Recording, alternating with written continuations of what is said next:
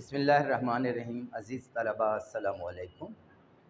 آج ہم شخصیات پر لکھے جانے والے مضامین کا فرق جانیں گے۔ اردو زبان میں شخصیات پر جو لکھے جاتے ہیں مضامین، اس کی بنیادی طور پر 3 قسمیں ہیں۔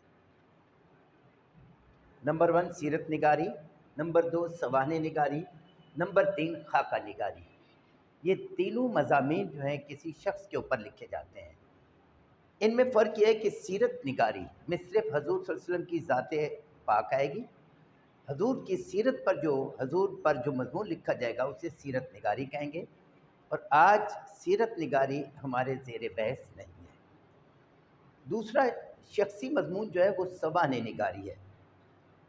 سوانح عربی زبان کا لفظ ہے، سانحہ کی جمع ہے، یعنی آپ زندگی کے تمام سانحات کو، واقعات کو، اگرچہ اردو میں سانحہ کا مطلب حادثہ ہوتا ہے، لیکن عربی زبان میں سانحہ کا مطلب صرف حادثہ نہیں ہے بلکہ واقعہ بھی ہے۔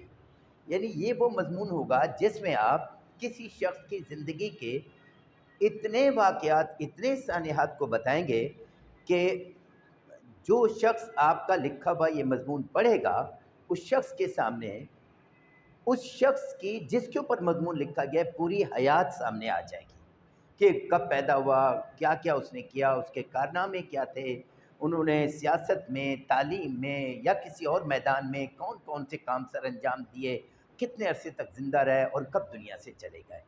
اس طرح کے مضمون کو کہا جاتا ہے سوانح نگاری۔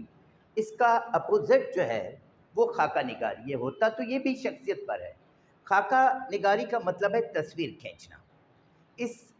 ان مضامین کے اندر مصنف ان شخصیات کی تصویر کھینچتا ہے، ان شخصیات کی طبیعت بتاتا ہے جن کے اوپر وہ یہ مضمون لکھ رہا ہوتا ہے۔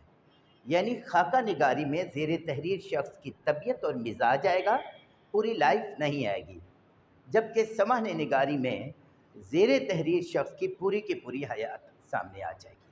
اب ان کے میجر فرق جو ہیں ان کو ہم جان لیتے ہیں۔ یہ دونوں اس لیے بتائے جا رہے ہیں کیونکہ ہمارا ٹاپک تو ہے سوانح نگاری، تو خاکہ نگاری کا فرق اس لیے بتایا جا رہا ہے تاکہ آپ کو دونوں میں فرق محسوس ہو سکے۔ نمبر 1 ایسا مضمون جو کسی حقیقی شخصیت پر لکھا گیا ہو، یعنی سچ مچ میں وہ شخصیت ہو، خیالی یا جعلی شخصیت نہ ہو، جبکہ خاکہ نگاری ایک ایسا مضمون ہے جو حقیقی شخص پر بھی لکھا جا سکتا ہے، اور مصنف اپنے طرف سے بھی کسی شخص کو امیجن کر کے اس کے اوپر یہ مضمون لکھ سکتا ہے۔ تو پہلا ڈفرینٹ ان کے اندر یہ ہو گیا۔ دوسرا، سوانح نگاری میں زیر تحریر شخص کی پوری حیات کاری کے سامنے آ جاتی ہے۔ یعنی سوانح نگار جب کسی کی سوانح بیان کرے گا تو وہ شخص جو اس مضمون کو پڑھے گا، اس کے سامنے اس شخص کی جس کے اوپر یہ مضمون لکھا گیا ہے پوری کی پوری حیات سامنے آ جائے گی، کب پیدا ہوا، کیا کیا کیا، وغیرہ وغیرہ۔ جبکہ خاکہ نگاری میں زیر تحریر شخص کی پوری حیات نہیں بلکہ اس کی طبیعت اور مزاج کاری کے سامنے آ جائے گا۔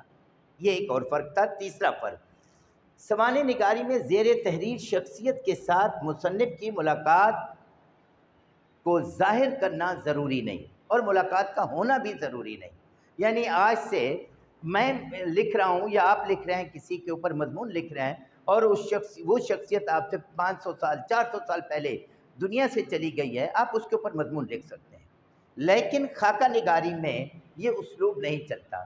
وہاں ضروری ہے کہ مصنف اپنی ملاقات اس شخص کے ساتھ ظاہر کرے جس کے اوپر وہ خاکہ نگاری کر رہا ہے۔ چوتھا فرق، سوانح نگاری میں زیر تحریر شخص کا حلیہ بتانا ضروری نہیں ہے۔ بتا دیا تو ٹھیک، نہیں تو ضروری نہیں ہے۔ جبکہ خاکہ نگاری میں یہ ضروری ہے کہ مصنف اس شخص کا حلیہ بیان کرے جس شخص کے اوپر وہ خاکہ نگاری کر رہا ہے۔ تو سوانح اور خاکہ کے اندر یہ بنیادی فرق تھا جو میں نے آپ کو بتا دیا ہے۔ اردو زبان کا سب سے پہلا سوانح نگار جو ہے وہ خواجہ الطاف حسین حالی ہے۔ پانی پت میں 1873 کو یہ پیدا ہوئے اور 1914 کو اس دنیا سے یہ چلے گئے۔ یہ اردو کے پہلے سوانح نگار ہیں۔ ان کے طرز تحریر میں استدلال ملتا ہے، یعنی دلیل دے کر بات کرتے ہیں۔ ان کے طرز تحریر میں قاری کو تحقیقی انداز ملتا ہے، محققانہ انداز ملتا ہے۔ ان کی تحریریں پڑھ کر پتہ چلتا ہے کہ کسی मकसद के तहत इन्होंने ये तहरीरें लिखी हैं, बेमकसद तहरीर नहीं होती। इनकी तहरीरों में लोगों के लिए इस्लाह का रंग मिलता है। नंबर 5, अल्ताफ़ हुसैन हाली जब किसी शख्स के ऊपर मजमून लिखते हैं तो मुबालगा आराई से गुरेज करते हैं, यानी छोटी सी बात को बिला वजह बढ़ा चढ़ाकर पेश नहीं करते। इसके अलावा छठी बात इनके तर्ज तहरीर में जो पाई जाती है वो है सादगी, यानी बहुत सारे मुहावरात नहीं मिलेंगे, ज़रबुल अमसाल नहीं मिलेंगे, मुरक्कबात नहीं मिलेंगे, सीधे सादे अंदाज में ये अपनी बात को बयान कर देते हैं।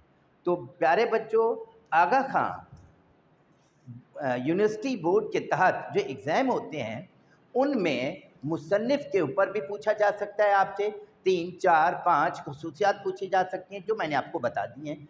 अब हम मज़मून पढ़ने के लिए जाएंगे। आगा खां बोर्ड की तरफ से तय करदा किताब मजमूआ नज़्म व नस्र बराए जमात दहम, उसके अंदर एक सवानही मजमून मौजूद है जिसका नाम है शेख सादी। इसके बाद हम शेख सादी को पढ़ेंगे। उसके मुसन्निफ़ जो हैं अल्ताफ़ हुसैन हाली हैं। अल्ताफ़ हुसैन हाली की तर्ज तहरीर में जो खसूसियात पाई जाती हैं वो मैंने आपको बता दिया है। खाका और सवाने का फ़र्क हमने सीख लिया। अब जब हम उसको पढ़ेंगे तो आप देखेंगे कि उस मज़मून के अंदर ये तमाम की तमाम बातें आपको मिल रही होंगी। तो आइए चलते हैं अब हम उस मज़मून की तरफ।